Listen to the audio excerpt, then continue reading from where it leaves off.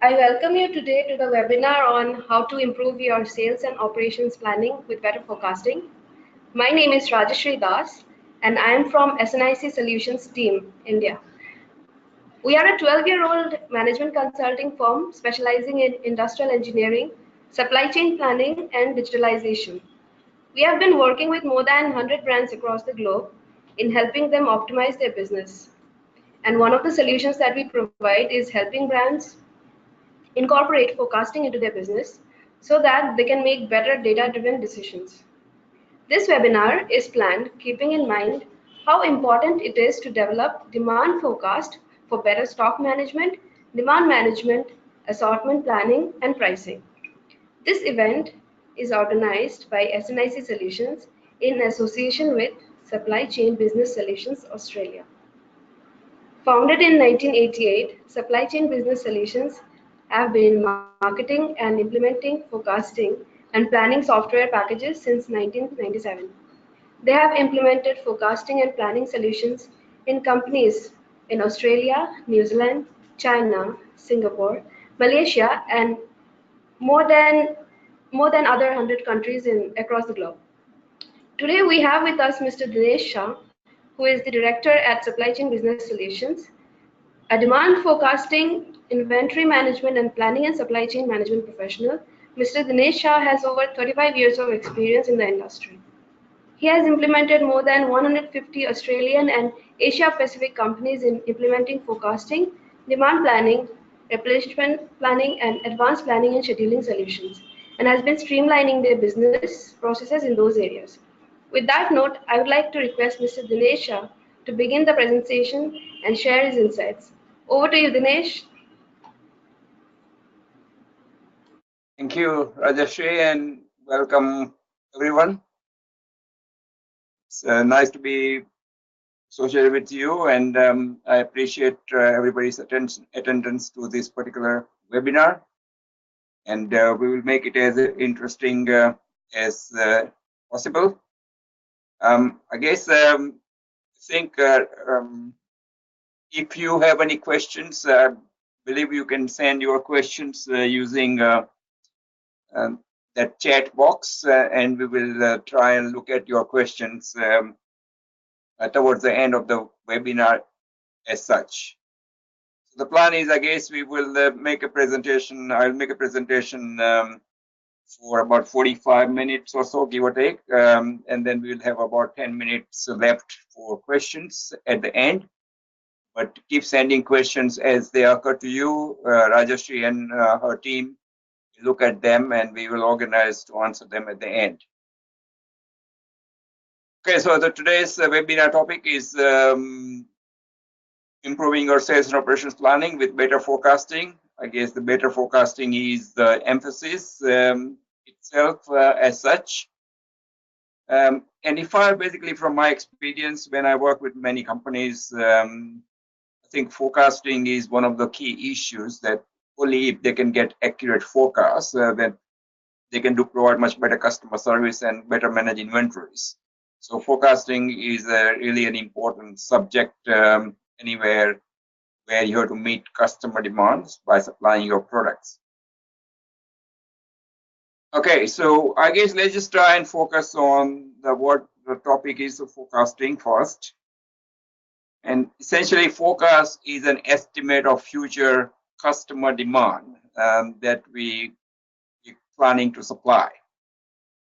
Now, I guess forecasting obviously can be used in other businesses, but well, we are mainly talking about people such as yourselves who are either in manufacturing or distribution or retail, that kind of businesses where you are actually supplying some products to meet customer demand. And that's what we are talking about. So it's important to understand it can only be an estimate. It's a future, so obviously you can't really calculate it accurately. And we are focusing on estimation of customer demand. Okay, so in business, forecasts are used at a variety of different levels for different purposes. In a day-to-day sense, in a short-term horizon, which I will say, let's say from now on to maybe about 6 to 12 months, Forecasts are important to make decisions about what you're going to make, when you're going to order material, how much inventory you should have, etc. And obviously that's important because we need a detailed forecast over a shorter horizon compared to something like whether we should have an additional machines or whether what sort of new products we may need to introduce. Those decisions are typically made using what is typically called an intermediate level forecast from anywhere to from 6 months to maybe 2-3 years sort of thing. And that level of forecast is important. And then, of course, there are longer range forecasts where people make big decisions, such as whether to invest in a new plant altogether, whether to have a new warehouse somewhere along the line, all those sort of things. And that decision can only be made using a longer term forecast, which may encompass anything up to maybe 5 to 10 years as such. Today's webinar, we are going to focus on operational decisions, which are going to be production, purchasing, and inventory control oriented. So we're talking about more like a forecasting for customer demand for next 6 to 12 months kind of a window. Why do we need to forecast? I mean, why can't we just wait for customer orders to arrive? Unfortunately, we don't have majority of the people supply products don't have the luxury. Well, we typically can classify businesses into categories, 3 categories in this example. Well, we call them make-to-stock businesses. Make-to-stock businesses, they will sometimes say is basically like a consumer goods sort of products, where you actually expected to keep stock of your products, and the customers are expected to buy off the shelf, or even if you buy from your warehouses, they are supposed to be delivered ex stock.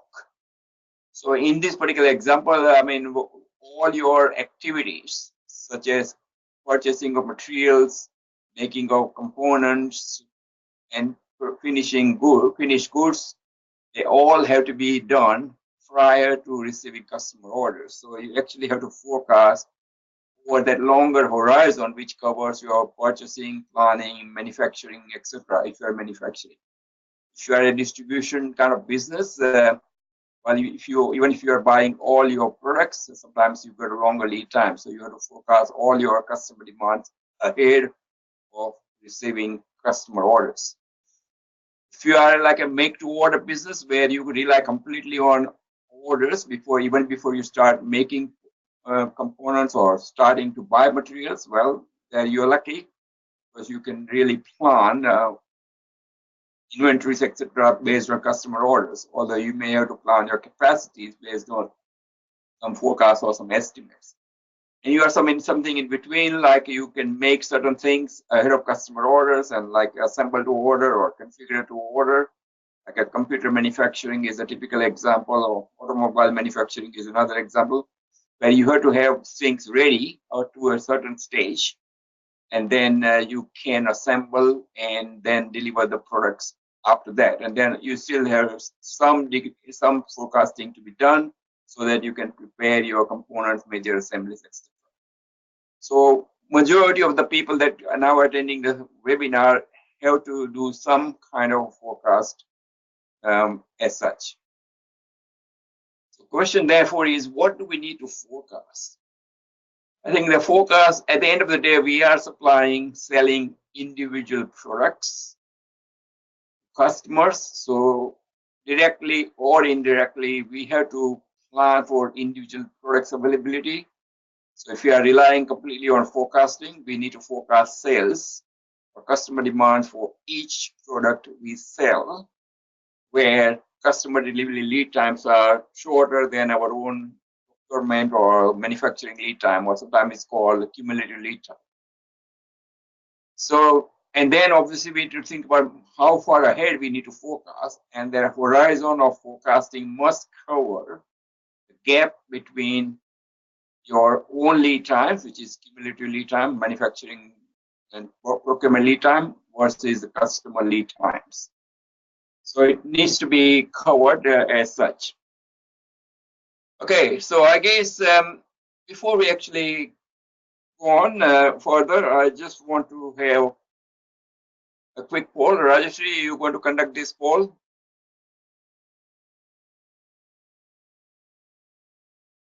Yes, right, Dinesh. So I request everyone to answer this question. Just a minute.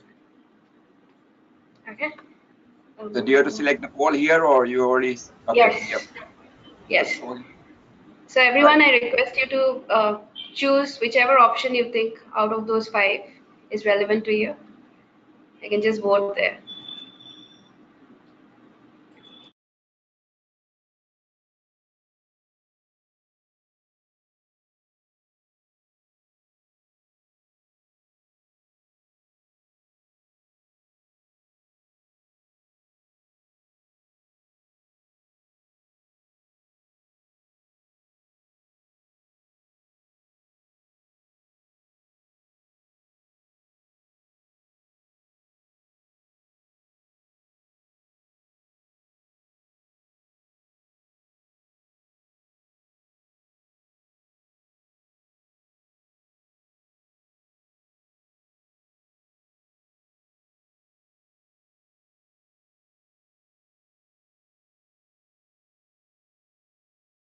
All right.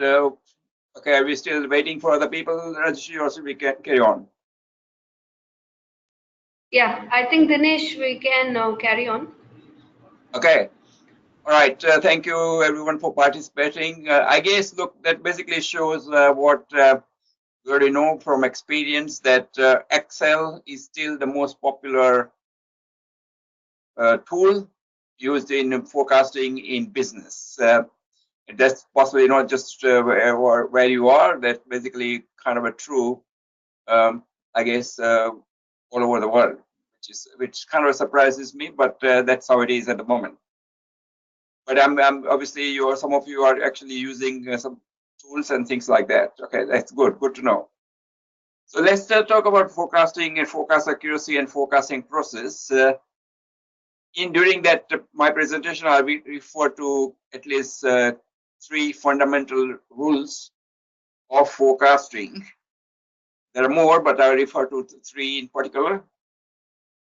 The first and foremost fundamental rule we have to remember, and everybody has to remember, is that the forecasts are nearly always wrong. I would say always, but nearly always wrong. What it means is that we cannot aim to achieve 100% accurate forecast 100% of the time. So I'm we need to sorry to basically. interrupt, Dinesh. I'm so sorry to interrupt, Dinesh. I think they're not able to share your see your screen yet. So probably Oh, if you could reshare. oh, you have to reshare. Okay, sorry. Yeah, just try doing that. Okay, Um,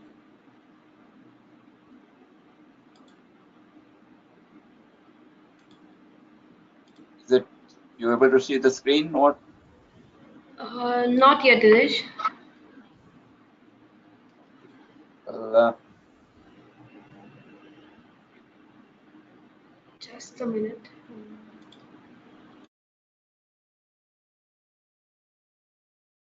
um,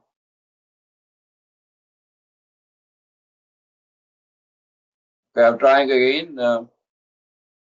Basically, it's according to here, it is showing the screen. Yeah, it says here on my screen on share, on air sharing.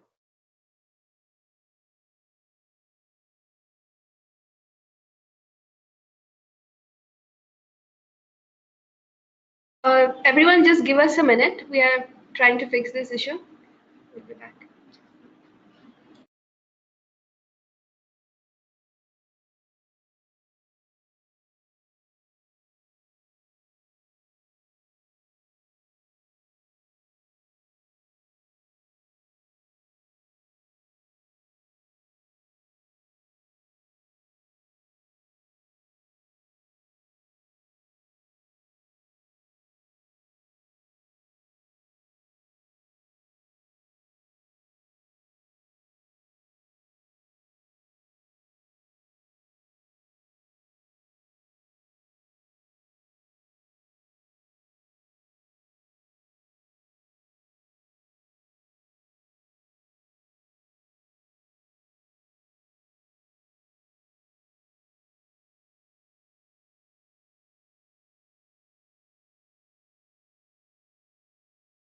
Oh, okay, sorry.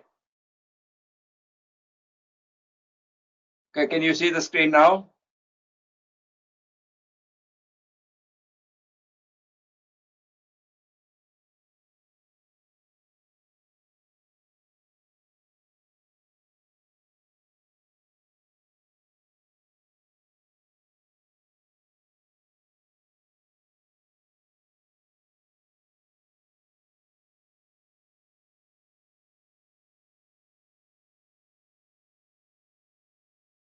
Can you see the screen now, Rajeshri? What's happening?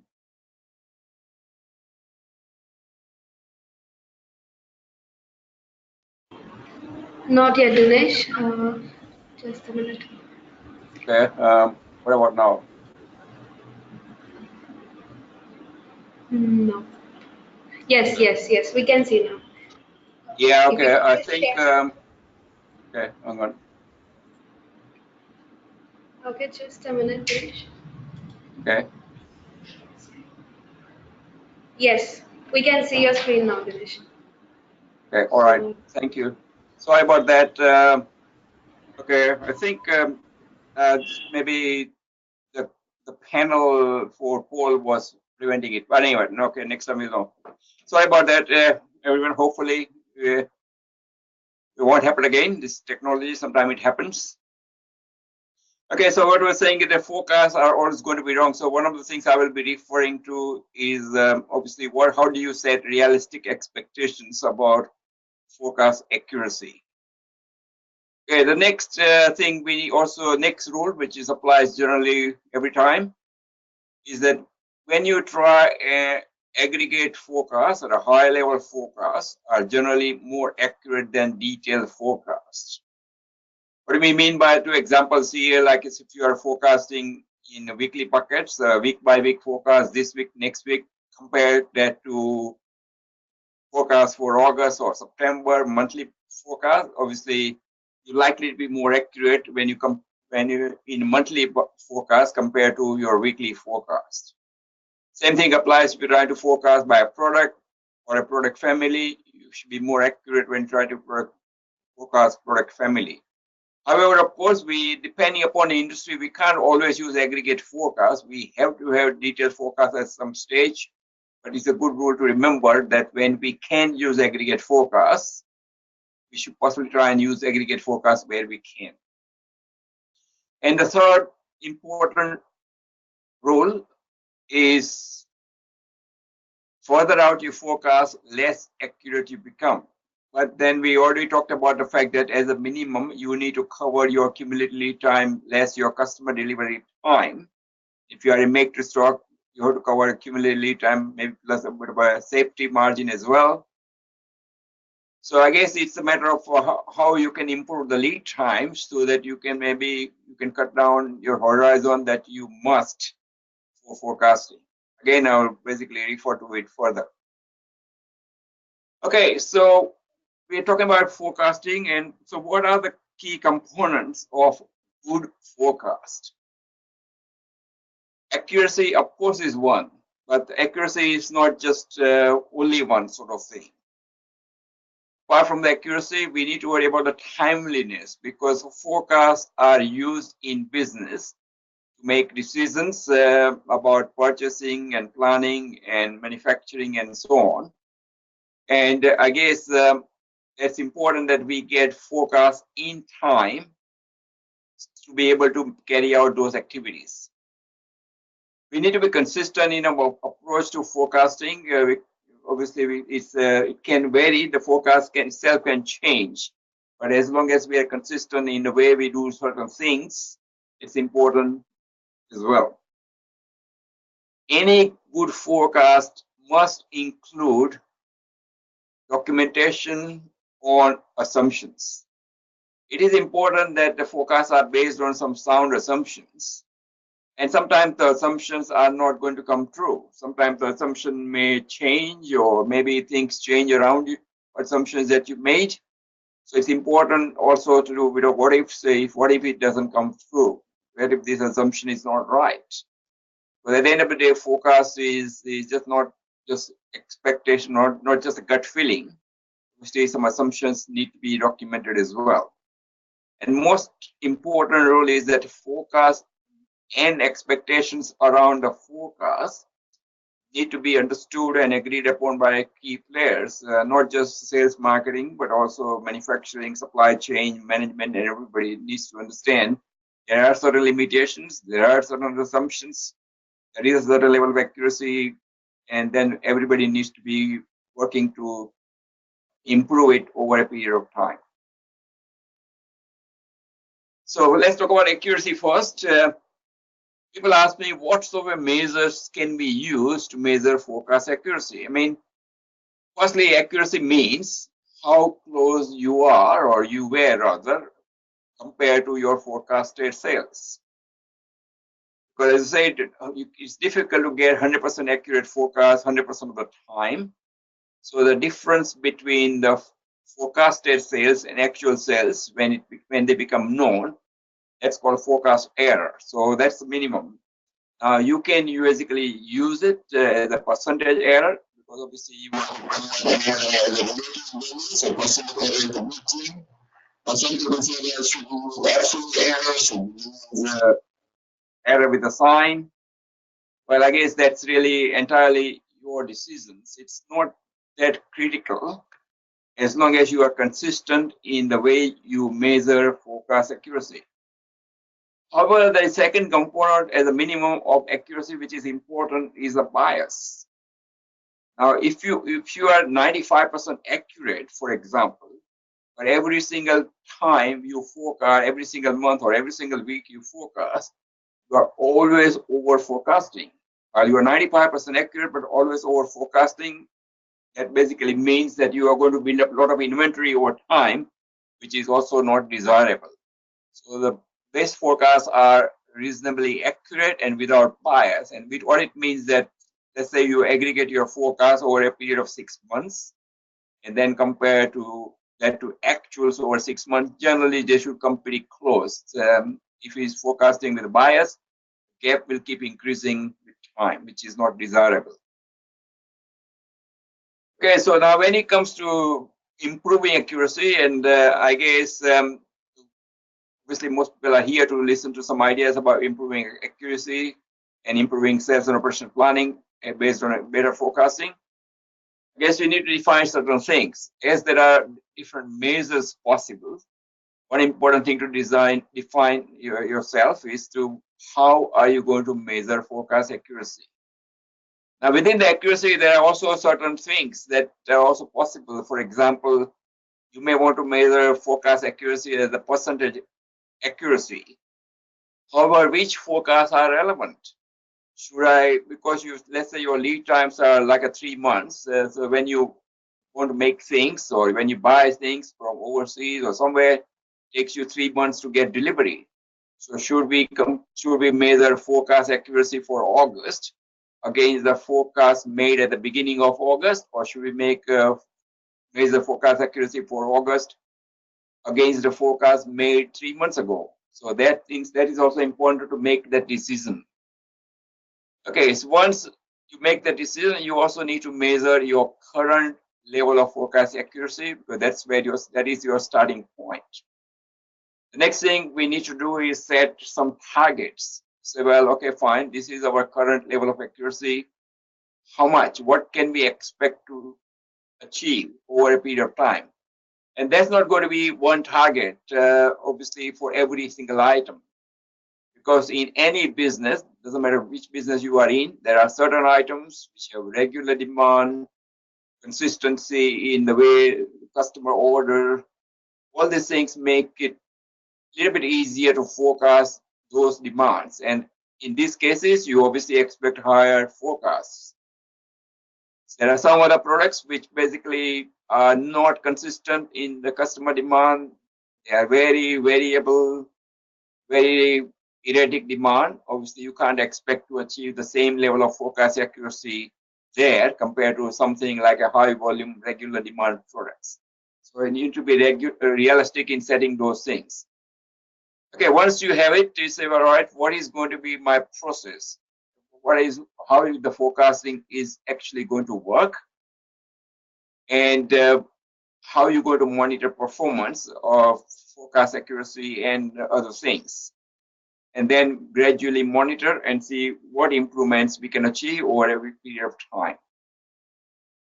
Okay, so I mean, how do you set targets? I mean, this is not a matter of target. I just basically happen to collect some information from a survey done by International Institute of Business Forecasting or Institute of Business Forecasting.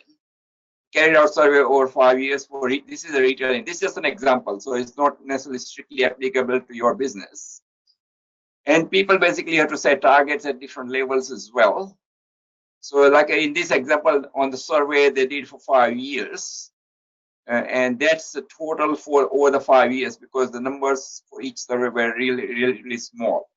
So basically say the SKU level, if you're trying to forecast 1 month ahead, the survey people, companies surveyed say, well, their accuracy on an average is about 70% or 30% error, but they have to forecast further ahead, the error goes up a little bit.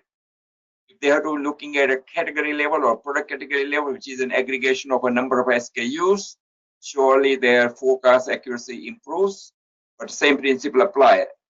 Shorter horizon, the better forecast, longer horizon, a little bit less accurate forecast. And they aggregate all up like a company level or something like that. Obviously, they are reasonably accurate, 90% plus accurate, but obviously, and their consistency is even high as well. I'm not saying this is your target. Essentially, you need to, as I said before, there are two rules. Aggregate forecasts are more accurate than detailed forecasts, and further out you go, less accurate you become. So you need to keep that in mind when setting targets which are applicable to your industry. Okay, so this is let's start. Let's just have a quick poll. Again, Rajashri, can you organize this, please? Yes, definitely, Dinesh. So, everyone, I request you to take 1 minute of your time and take the next poll. And you can see the question on your screen now.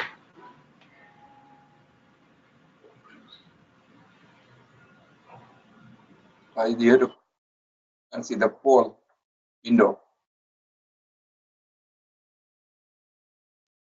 Sorry, Dinesh, you were saying something? Are you okay? Are you conducting the poll? Or you? Yes, yes. I closed that window because that was preventing from screen sharing, so I haven't got it on my screen. Okay, no problem.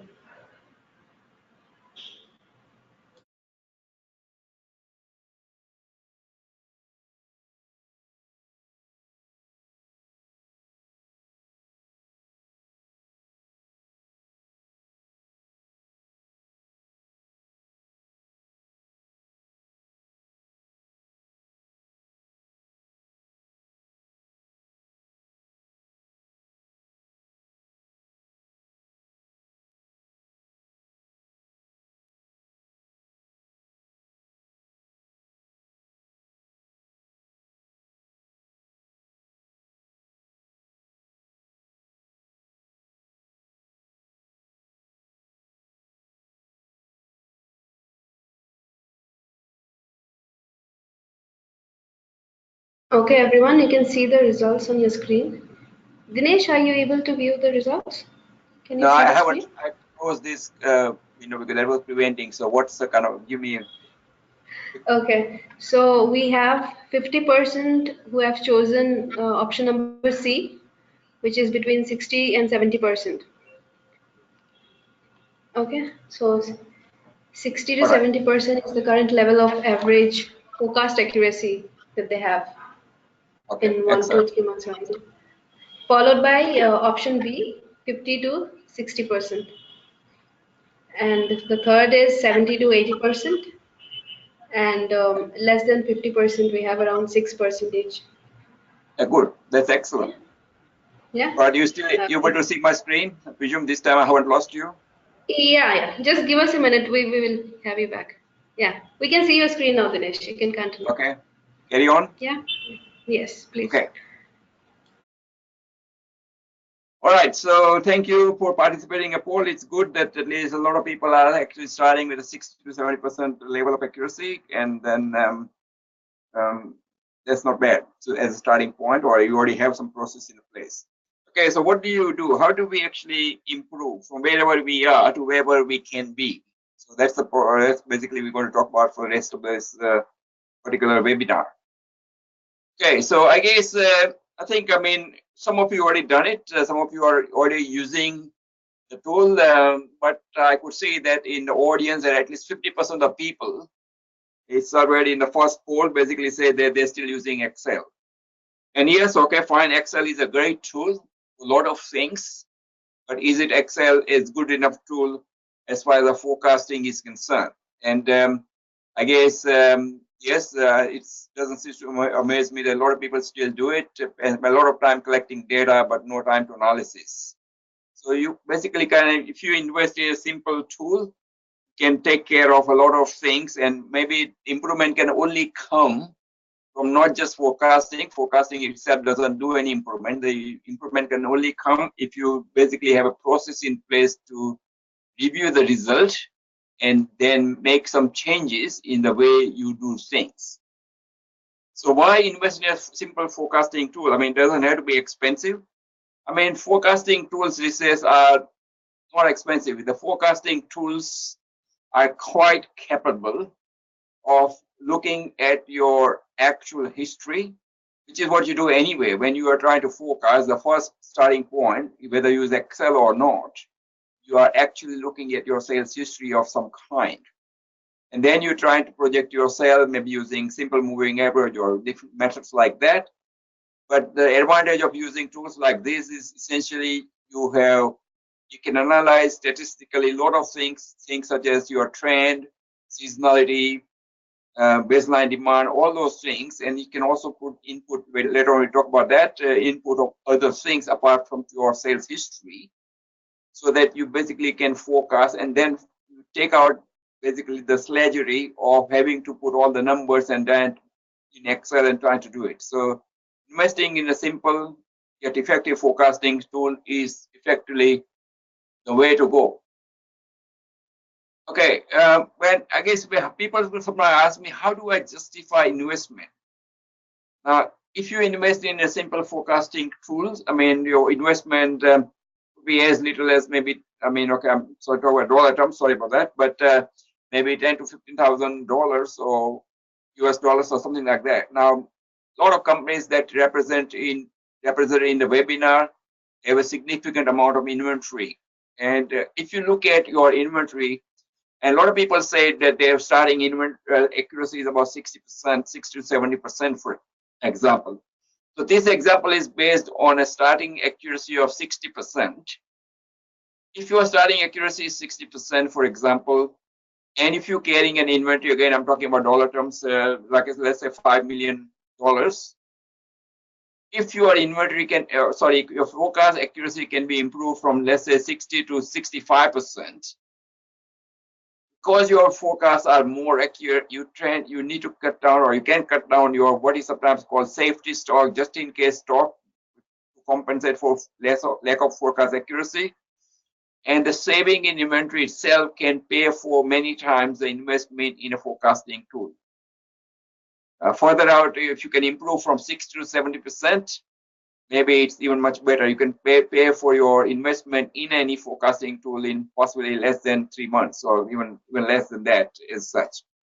So it's important that you put a perspective to what you can do with this sort of tools. Okay, even if you have a tool, then the question is going to be, how do you forecast and what data can you use? Now, there are various possibilities. Okay, well, shipments, basically that's the history of products you ship to the customer. Now, that may or may not represent your actual customer demand, because what we are trying to forecast is customer demand.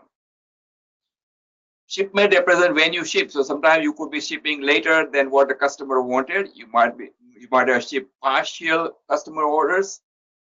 However, shipments are available quite easily.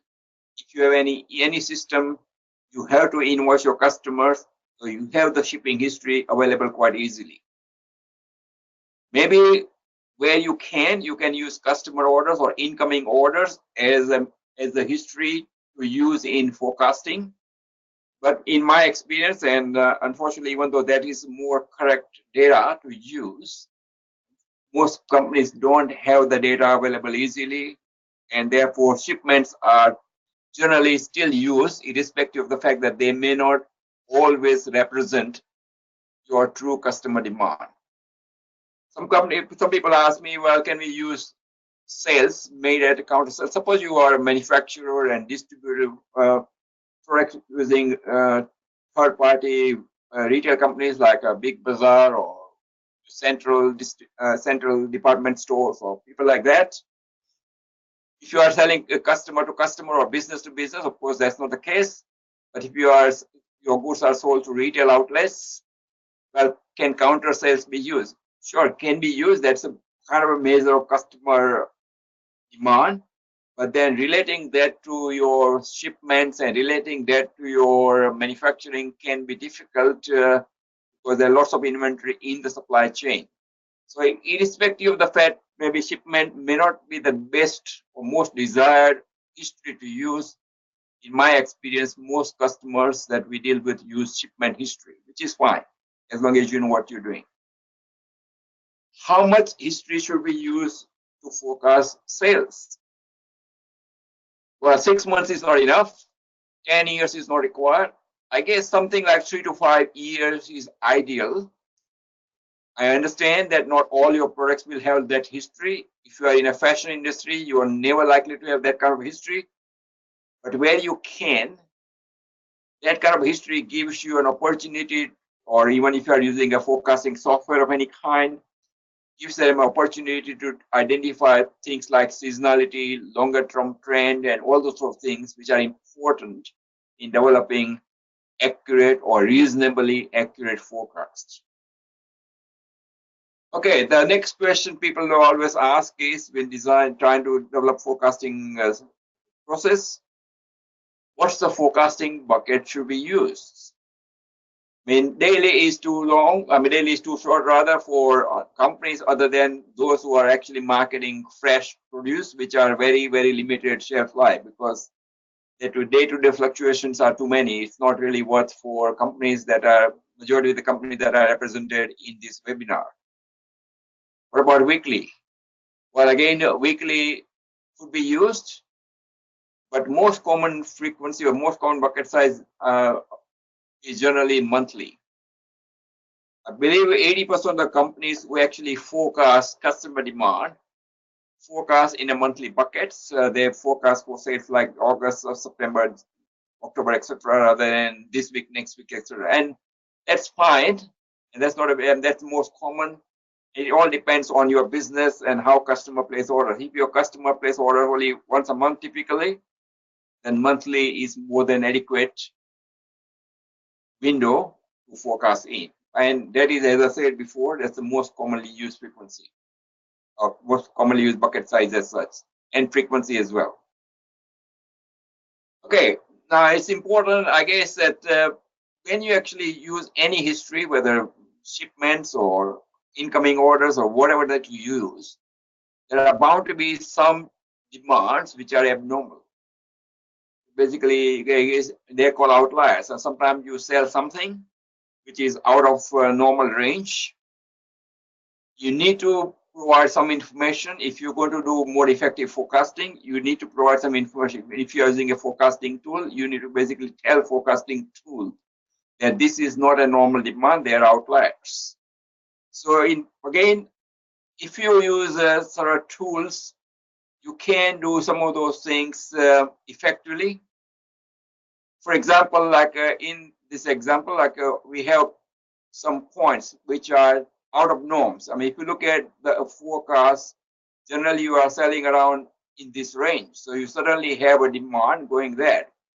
Now, one of the things statistical forecasting tools will assume that the future demand will follow the past pattern. Now, if these sales were caused by certain things like promotional activity, and if you are not going to carry the same promotion again in the future, obviously you need to tell forecasting software that this is not your normal demand as caused by promotional activity. And therefore, if you have a good tool, you can basically create some event schedule sort of thing, and you can use that. And if you can see here, quite a drastic change in the demand, because these demands were not natural, they were caused by something that you did. Sometimes you come across demands which it's hard to explain. You may not carry out a promotional activity, or you didn't do something, but maybe there is some demand. Maybe that demand was caused because maybe it's a one-off demand. Maybe caused by the fact that your competitor product was run out of stock, and maybe you got that sales sort of thing. And there are some outliers, and sometimes you don't know. And again, if you have good forecasting tool, you can basically use to say, okay, I don't want to use that outlier, because otherwise you can say it's going to affect my forecast going forward. So I want to normalize that demand. And if I normalize it, the forecast look more reasonable, because that was just one of demands. So apart from deciding what history to actually use, it is important that there are some things which happen which are not natural, and you need to explain those data points, or maybe normalize those data points as such.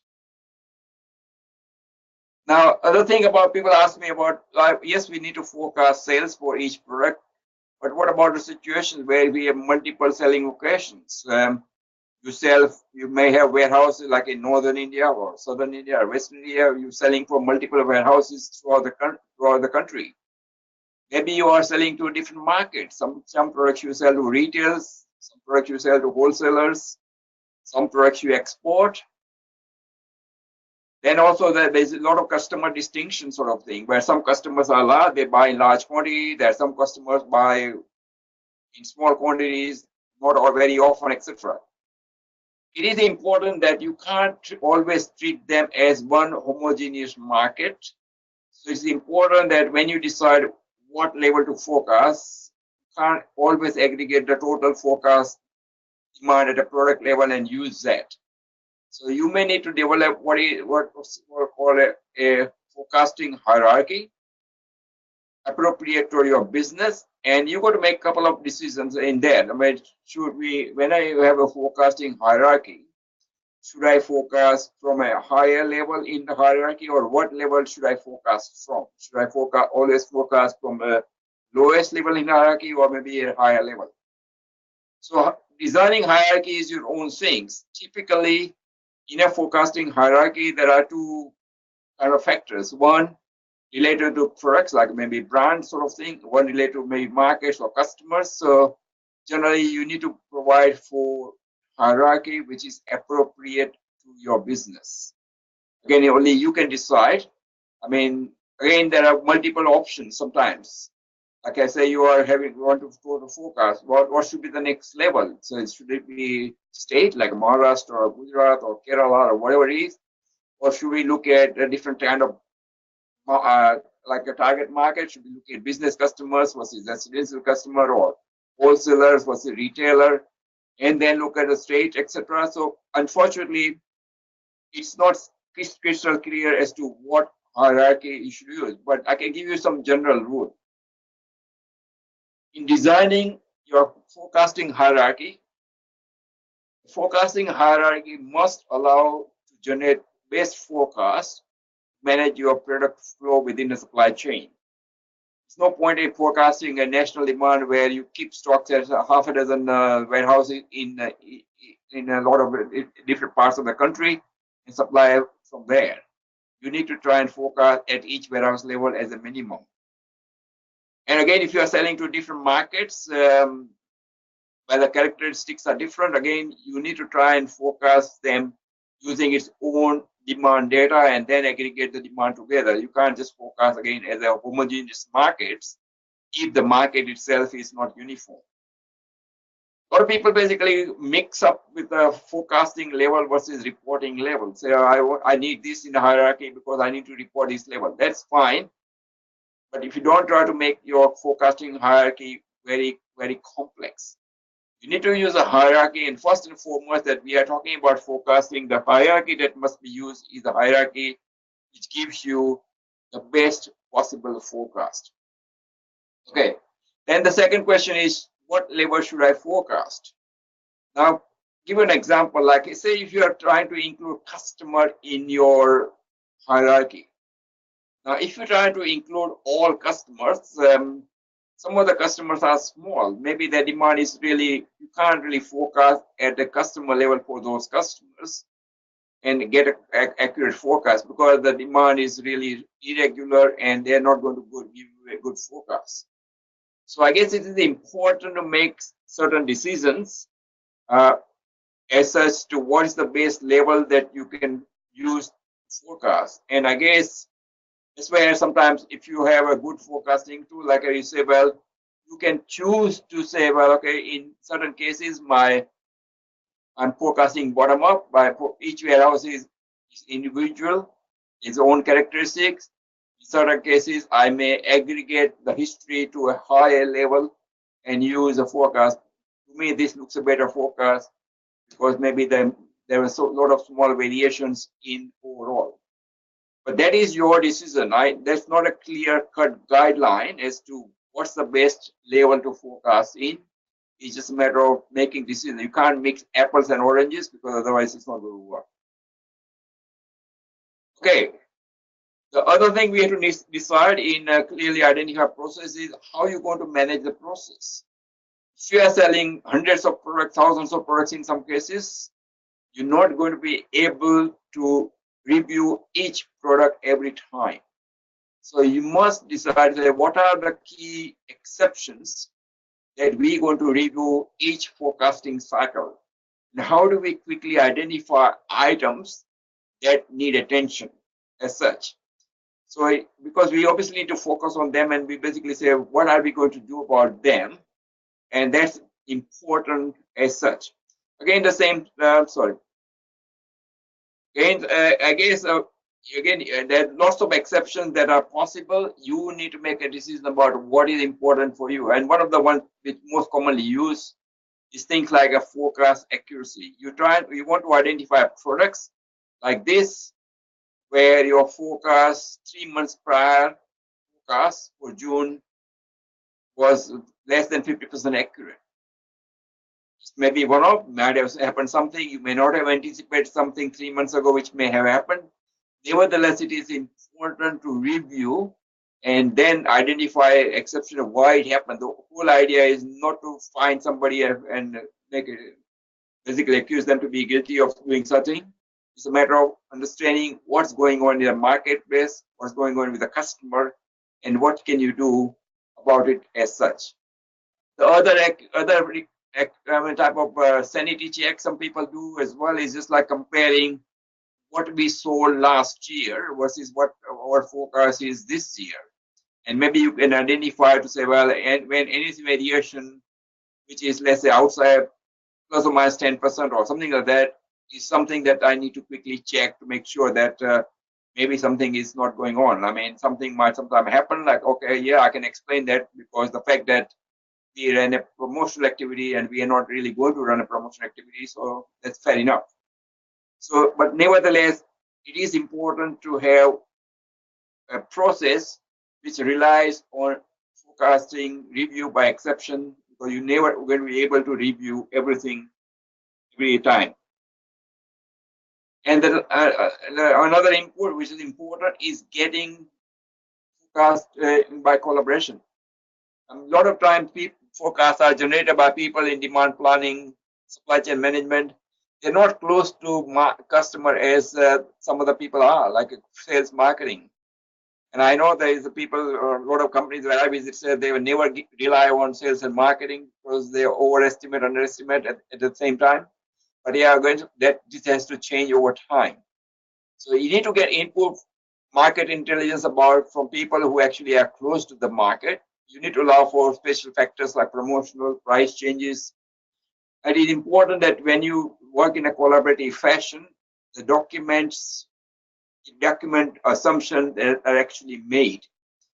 Then need to review and make assumptions, and then maybe come up with a process where say, okay, fine, maybe sales and marketing is too optimistic, maybe demand planning is not as optimistic, maybe best way to do it somewhere in between. So it is important to have a collaborative process in a place and work on documenting assumptions and understanding your market before you actually can forecast. And then obviously, as I said, obviously when you're actually using an SNOP type process, the forecast is a fundamental input to the process, because your supply planning step, if you are following a formal step like collecting data at the end of each cycle, doing demand planning, then supply planning, and pre-swap and everything, obviously every other process step relies on forecast that is coming through. So it is important to develop a realistic forecast first. And then I guess when you develop forecast, as I said before, if you are doing a collaboration, it is important that when somebody make adjustment, like here, this example, statistical forecast was saying something like that. Somebody significantly reduced the forecast because they said, yeah, okay, one of the key customer is going to cut down stock at certain locations. Fair enough. So it need to be important to make that documentation, and everybody should know that that's what is happening as such. And I mean, in a promotional activity, if you are doing promotional activity, it's important to document that, yeah, you are increasing sales because promotion. And then obviously, yes, you can review those assumptions further down the process to learn if it didn't materialize, what actually happened. So at the end of the day, yes, this is a quick review of what are some of those things you can do. And then obviously, if you are using a sales and operation planning process of some kind, yes, you can review everything together. You can look at your forecast, you can look at your budgets, you can look at your stock on hand, you can look at project inventory and everything. But to be able to run an effective sales and operations planning process, the forecasting or the demand forecasting is essentially a first and very important step. Okay, I guess that's where we are. Rajeshri, over to you with some questions. I think let's ask everyone if they have any questions, any queries, they can raise their hand and we will be answering their queries. And if not, okay, I see someone raising their hand. Yes, Lakshmi and Dinesh, right? Okay. Okay. Yeah, Lakshmi, you can speak, please. So if without using the tool, if we're just using Excel for forecasting, then how do we really go about it? I Like guess which this is other tools can we use it in Excel? well, I guess, I mean, obviously, uh, I don't have a lot of experience with Excel. I mean, Excel is good. I guess, unfortunately, you have to develop your own. I mean, people do measure forecast accuracy. Like people basically are more literate in Excel. Basically, can create a forecast archive, compare the actuals, and then run some sort of query to identify exceptions. But I guess, unfortunately, I guess, yes, you need to develop your own tools because they're not readily available.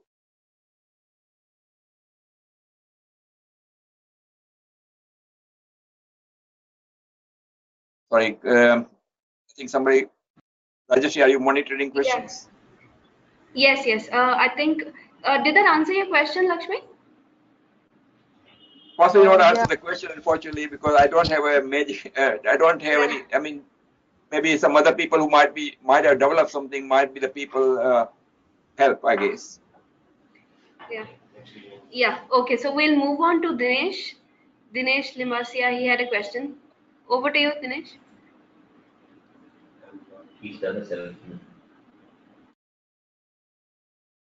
I can't hear you.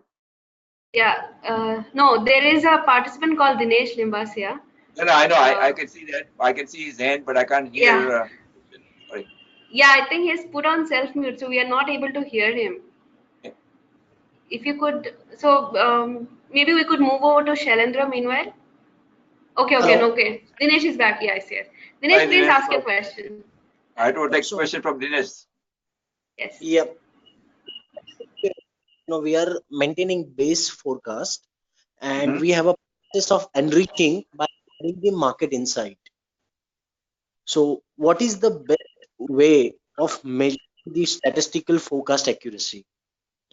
So say that again. So you maintaining a base forecast, and then you basically getting input from marketing. That's correct. Yeah. And you want to So, say what's the yeah? yeah. So, what we are doing, we are adjusting our base forecast based Yeah. on the input we receive from the marketing team. Yeah, okay. But how do you generate a base forecast? Which history do you actually use? Do you basically normalize the history, taking out promotional activity, or what do you do? Yep. So as a process, we are eliminating the promotion and outliers, and by Mhm. running the statistical models, we are just trying to create base based on Yeah. last 5 years of historical sales. Okay. Yep. So I just wanted to check what is the best measurement to measure stat forecast accuracy. It's forecast versus sales. Yeah, I guess it would have to be forecast versus sales. But the problem, obviously, that if the base forecast, I mean, if you look at statistical forecast, you are only forecasting the base component of the total demand um, as such. Um, and I guess so. I think I mean once again, when the actual sales come in, they come in total. So you again have to normalize the demand to make it a base demand. I mean, it's kind of a subjective assessment, isn't it? Because you say, well, I'm assuming that this much sales came from promotional activity, but you have to basically compare like for like. So if you are using generating base forecast, you can only use sales pre promotional activities to compare and decide the accuracy as such. But I think the focus should be on a total, because I mean, a base forecast may be 95% accurate or whatever. But if your marketing has overestimated sales for promotional activity, obviously you're still going to have issues, or underestimated or overestimated. So I think somehow there has to be a measure which includes both. That's my opinion, I guess.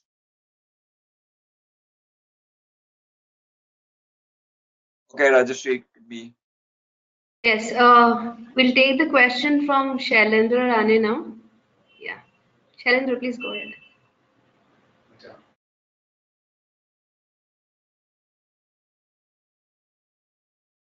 Might have unmuted or muted or. Okay. Okay. Shailendra, we are not able to hear you. If you could. Okay. Uh,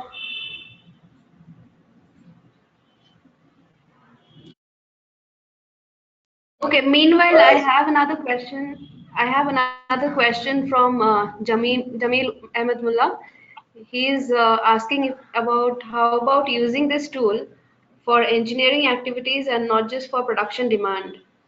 And is this only for FAI or change requests? This is his question. Should Okay. I repeat that, Dinesh? Yeah. Okay. The question is, Okay. I mean, a forecasting tool is a forecasting tool. I don't know what kind of a history. Can you ask him what kind of a history he's trying to use, sort of thing?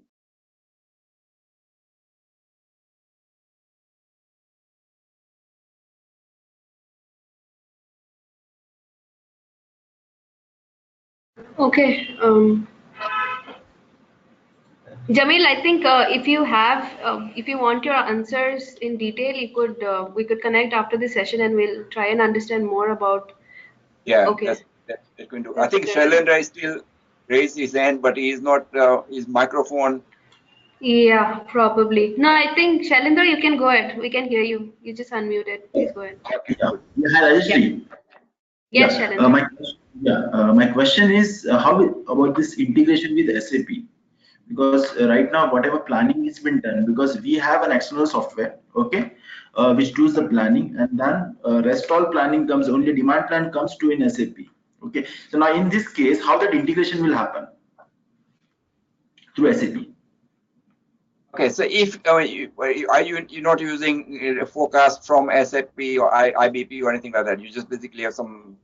Yeah, we are not using any forecasting tool from SAP because there is an Okay. external software which works for that supply chain. Yeah. Yeah. Okay. I guess look. Like when we supply to like Forecast Pro, for example, that's we market. We have customers different types of software. We have some large. One of the largest retail company in Australia use SAP for planning, but they use Forecast Pro for forecasting. Essentially, it's one of interface that one needs to develop. Basically, once the forecasts are finalized in any forecasting tool, you can easily export into different formats depending upon how you want to import into SAP. You can export into Excel. You can export to a database table or anything like that. But that's typically how it works. These tools are not integrated directly because a lot of companies don't want us to basically supply a forecast or update a database table. So some sort of a program which is generally not that complicated to develop once you take the output and then take it into SAP for planning purposes. Okay. Okay. Okay. All right, thank you. Okay, thank you, Shailendra. Yes. I think if anyone has any more questions, we can take those offline. I will drop in my details again on email, and we can take those questions if anyone has any other queries or anything. Okay. Um, so, Dinesh, over to you. Yeah, look, I just wanted to thank everybody for your participation. It has been well attended, and I appreciate your time you spent this morning. And look, I guess, well, you can contact if you have further questions. If you want to know more about it, you can always contact Rajashri. If some of the questions are directed to me, she will pass on those questions to me, and I will be happy to answer those questions. But thank you, everyone, and good luck in improving your forecasting process. Thank you, everyone, for attending. Thanks a lot. Have a great day. Great day. All right.